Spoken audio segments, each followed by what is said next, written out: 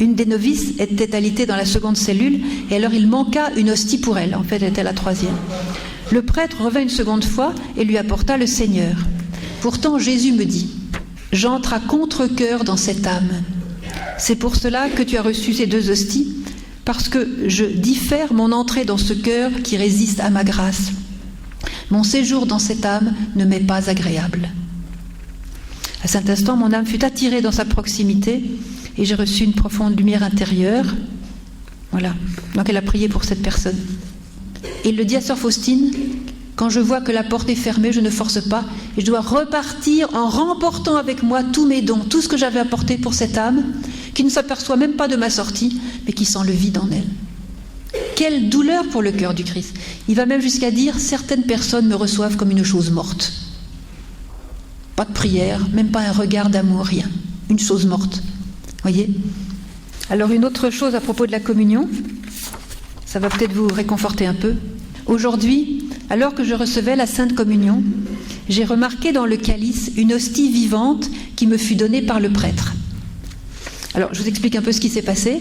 Vous aviez donc le ciboire, que le prêtre tenait pour donner la communion.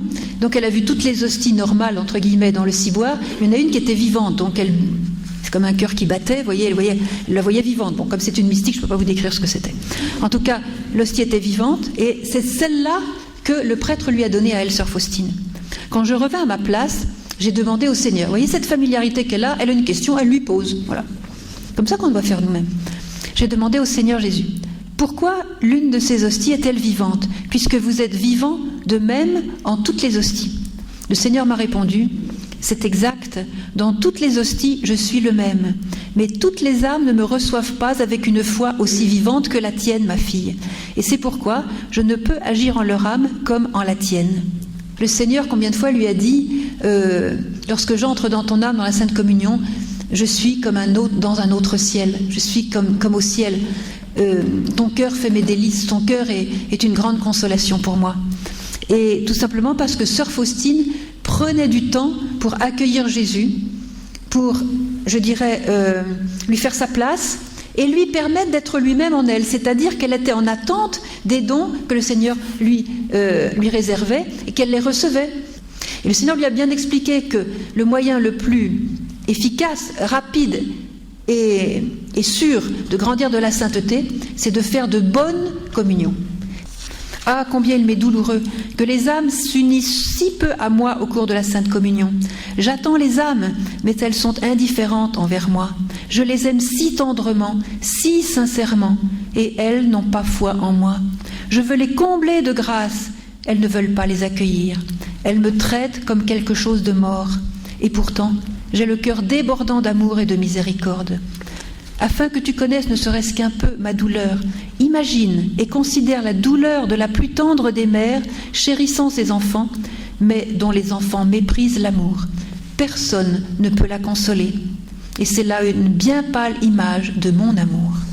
Voilà, encore une fois, on se met derrière le voile pour voir ce que Jésus ressent au niveau de la Sainte Communion. Alors, je n'ai pas besoin de vous faire un dessin pour ce qui se passe aujourd'hui, comment la Sainte Communion est maltraitée. Je crois que rares sont les églises où il n'y a pas au moins une personne qui reçoive le Seigneur sans être préparée. Et on peut voir comment quand le Seigneur vraiment souffre. Alors, ça c'est pour ceux, j'en pense, qui reçoivent le Seigneur indignement, c'est-à-dire dans un état de péché qu'on appelle péché mortel, c'est un péché qui entraîne la mort de l'âme. C'est-à-dire quelqu'un qui pêche et qui est content de pécher et qui ne veut pas se repentir.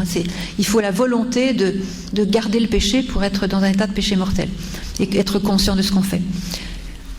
Aujourd'hui, j'ai connu avec quelle aversion le Seigneur s'approche de certaines âmes pendant la Sainte Communion.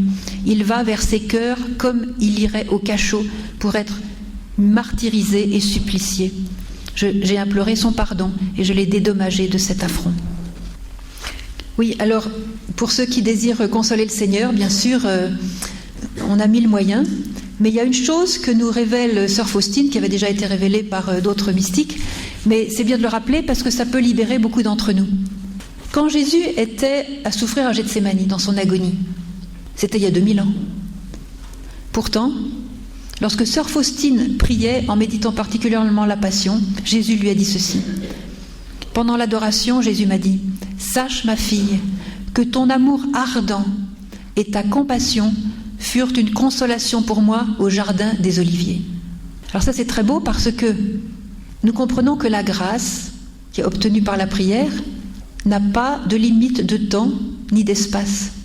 Si aujourd'hui je me mets devant le Saint-Sacrement et que j'adore Jésus et que j'espère le consoler par mon amour tout simple, mais d'être là avec lui, lui tenir compagnie, lui parler avec amour, le remercier, le louer, le bénir, l'adorer, eh bien Jésus, quand il était au jardin de Gethsémani, a vu cette prière à l'avance, parce qu'encore une fois la grâce n'a pas de limite, et je l'ai consolé à Gethsémani. Vous voyez ? Alors c'est beau parce qu'on peut dire, si j'avais été là il y a 2000 ans, ça ne se serait pas passé comme ça, je serais intervenu, je ne sais pas quoi. Vous pouvez intervenir. Vous pouvez très bien aujourd'hui intervenir 2000 ans plus tard. Mais ça ne se passe pas seulement pour consoler Jésus à Gethsémani. C'est très important aussi de savoir, et ça j'ai eu l'exemple un jour avec une personne qui est venue me voir en disant « Ma sœur, je suis dévastée parce que je suis convertie seulement depuis 5 ans et avec mon mari est mort il y a 10 ans. Et avec mon mari, nous étions de fiefés païens, on n'a vraiment pas du tout pensé à Dieu, et il est mort comme un païen, il n'y a eu même pas de messe, il n'a même pas été enterré à l'église, rien du tout, vraiment comme un païen. Et le fait qu'il n'y ait pas eu de prière, pas de messe, pas de bénédiction, je suis complètement dévastée à l'idée que peut-être mon mari n'est pas sauvé. Et alors maintenant c'est trop tard, j'ai beau être convertie, lui s'est pas converti, voilà, et donc elle était très très angoissée. Alors je lui dis, madame, mais vous croyez que le Seigneur est handicapé avec les temps et les moments ? Pas du tout. Vous pouvez prier aujourd'hui pour qu'à l'heure de la mort de votre mari, le Seigneur intervienne et le sauve. Voyez ? C'est-à-dire que si vous avez perdu un être cher dans des mauvaises conditions il y a même 25 ans, il n'est pas trop tard de prier pour l'heure de sa mort aujourd'hui, parce que le Seigneur est hors du temps et il utilise, par exemple, à l'heure de votre mort, peut-être que le Seigneur utilisera une prière qui sera dite dans 20 ans par quelqu'un. Voyez ? Il n'y a pas de temps. Donc, rassurez-vous, s'il y a quelque chose qui vous pèse sur le cœur pour un être cher qui est parti dans de mauvaises conditions, il n'est pas trop tard pour faire célébrer des messes pour lui. Et d'ailleurs, donc Sœur Faustine, avec sa compassion, elle accompagnait souvent des malades et des mourants, et elle raconte ceci. « J'accompagne souvent les âmes agonisantes et je leur obtiens la confiance en la miséricorde divine. » Donc, comme Jésus l'a dit tout à l'heure dans ce message, c'est avec le vase de la confiance que l'on puise à la source de la miséricorde. Parce que la source aura beau couler, si nous on ne vient pas avec un vase, on n'aura rien. Et le vase, c'est la confiance. C'est-à-dire que Seigneur, je sais que tu es assez puissant par ta miséricorde pour me laver même des pires péchés que j'ai faits. Je crois en ta miséricorde, Seigneur, j'ai confiance en toi, je lâche mon péché dans le feu ardent de ta miséricorde et je sais que tu le brûleras et qu'il n'en restera aucune trace, que tu vas même l'oublier. Donc je leur obtiens la confiance en la miséricorde divine.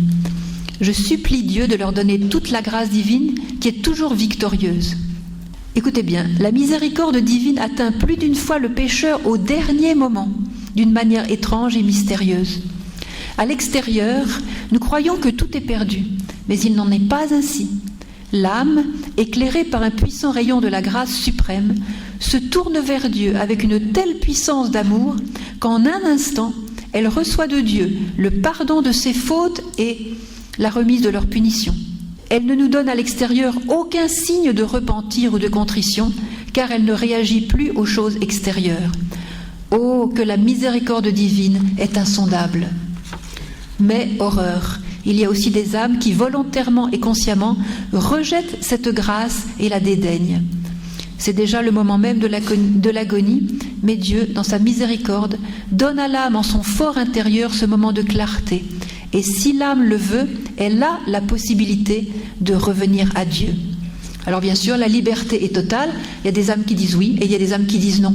Mais pour vous dire que quand apparemment l'âme a refusé le prêtre, refusé le pardon, refusé la moindre prière, envoyé peut-être toute forme de tentative de mettre un petit peu de prière, et de se tourner vers Dieu ou de demander pardon, pendant ce moment où il y a une mort apparente mais pas encore la mort définitive, eh bien c'est un moment quand même assez court, il faut le dire, mais intense pour l'âme, eh bien il se peut que quelque chose de magnifique se fasse. Dans un autre passage, Jésus dit à Sœur Faustine qu'il donne à ce moment-là plus de grâce à l'âme qu'il n'en a donné pendant toute la vie de la personne. Donc vous voyez que la dose y est. Hein ? Alors au moment d'une agonie et de la mort, surtout ne vous préoccupez pas de quelle couleur sera le cercueil, des choses comme ça. Hein ? Mettez-vous en prière autour du malade, du mourant, et que les choses matérielles prennent le moins de place possible, parce que c'est à ce moment-là que la personne fait son choix définitif. Alors aidez-le ou aidez-la. Soyez bien... Je sais que Marthe Robin insiste énormément sur justement la prière pour les mourants. C'est un très très beau ministère d'assister les mourants. Je crois que lorsque cette personne qui a assisté les mourants mourra elle-même, il y aura un cortège, alors là, un ticket direct pour le ciel, on peut le dire. Sœur Faustine, en tant que religieuse, c'est comme normalement tous les religieux doivent faire ça, c'est de tout donner à Dieu. Aussi bien son corps, son affectivité, son futur, son passé, c'est les êtres chers, les biens matériels, enfin tout y passe. Tout y passe. Et ce qu'elle avait fait. Au niveau des biens matériels, elle n'avait pas grand-chose à donner, mais enfin le peu qu'elle avait, elle l'avait donné. Alors elle disait: Ô mon Jésus, je vous offre mon âme et mon corps, ma raison et ma volonté, ainsi que tous les sentiments de mon cœur. Par mes vœux, je me suis donné entièrement à vous. Il n'y a donc plus rien que je puisse vous offrir.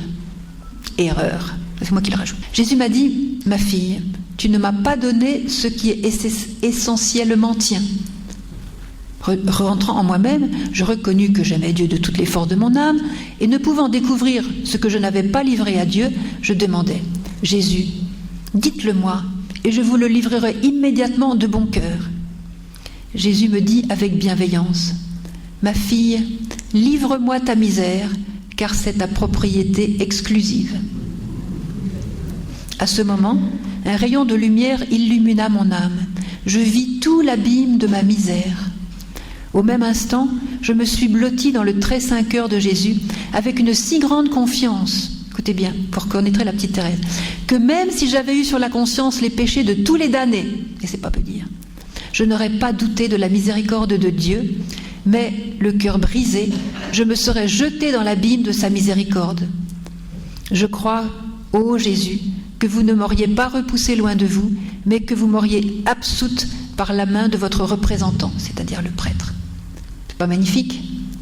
Alors combien de personnes aujourd'hui sont écrasées par le sentiment de leur misère, leurs limites, leur incapacité, le fait de rechuter constamment dans les mêmes choses et même d'en inventer d'autres, le fait qu'on se confesse si peu aujourd'hui, que les confessionnaux ont beaucoup disparu des églises, malheureusement que ce soit pas une chose. Alors et puis on tombe malade.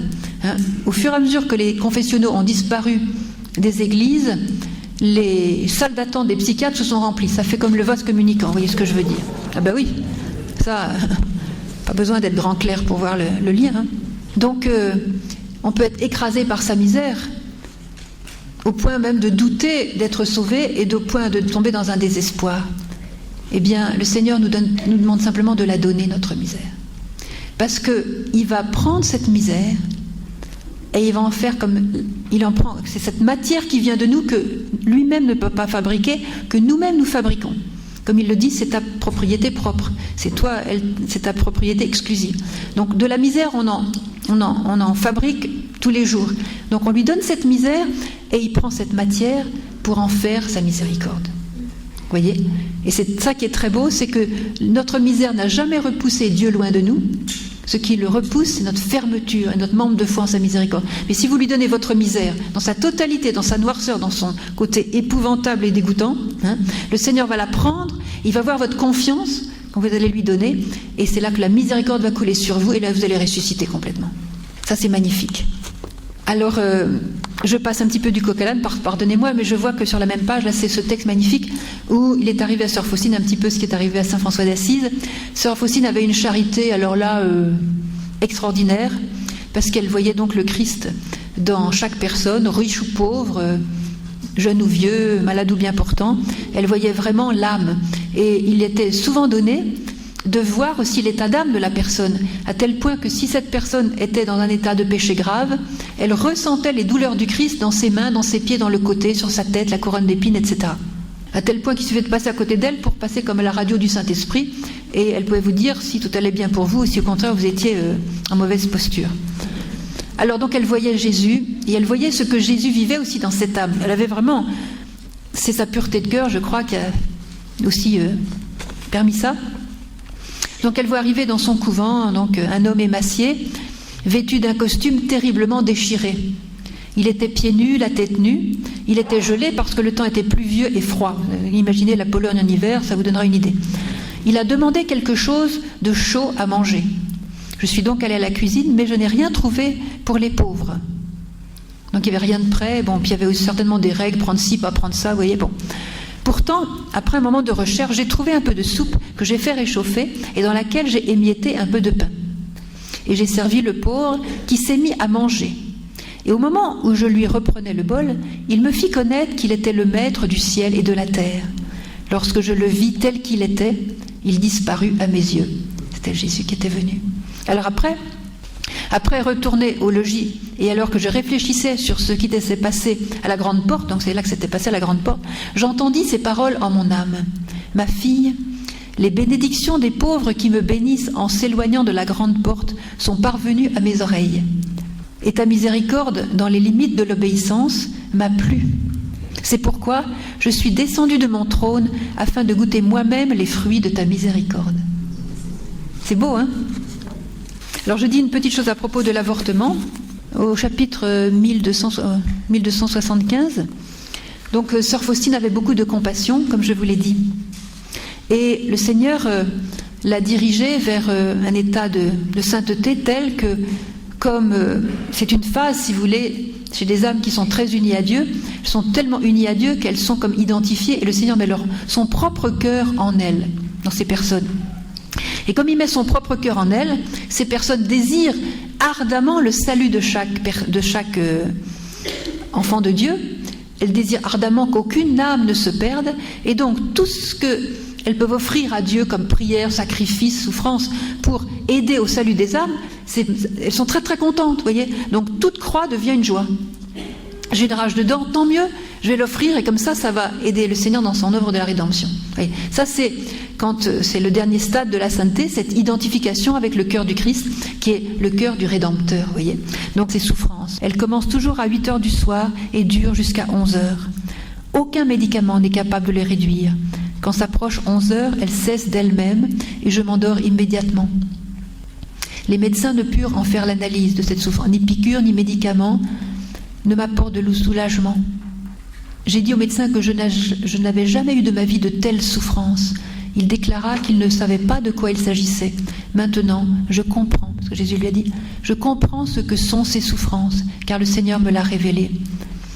Pourtant, lorsque je pense que je devrais peut-être un jour souffrir à nouveau de cette façon, un frisson de terreur me saisit. Mais je ne sais pas si je vais encore souffrir de cette façon, je laisse cela à Dieu. Ce qu'il lui plaît de m'envoyer, je le recevrai avec soumission et amour. Que je puisse seulement, écoutez bien, là c'est l'âme du Rédempteur qui parle en elle, que je puisse seulement par ses souffrances sauver ne serait-ce qu'un de ses enfants de l'assassinat. Alors le Seigneur a parlé aussi de ce temps que nous vivons, qui est le temps de la miséricorde. Comme je vous l'ai déjà dit, je voudrais simplement vous lire quelque chose à ce propos. Que l'humanité entière apprenne à connaître mon insondable miséricorde, c'est un signe pour les derniers temps. Donc ce don du temps de la miséricorde est un signe pour les derniers temps. Après viendra le jour de la justice. Voilà ce que le Seigneur explique. Il y a le temps de la miséricorde maintenant, profitez-en. Après viendra le temps de la justice. Tant qu'il est temps que les hommes aient recours à la source de ma miséricorde, qu'ils profitent du sang et de l'eau qui ont jailli pour eux. Il y a un passage qui va vous faire très plaisir. Sainte Faustine avait quelque chose, et c'est ça qui l'a rendue sainte, parce que c'est un trait caractéristique du Christ, c'est que le Christ, depuis sa conception jusqu'à sa mort et son ascension vers le ciel, n'a cessé d'avoir un désir, c'est de réaliser la volonté du Père.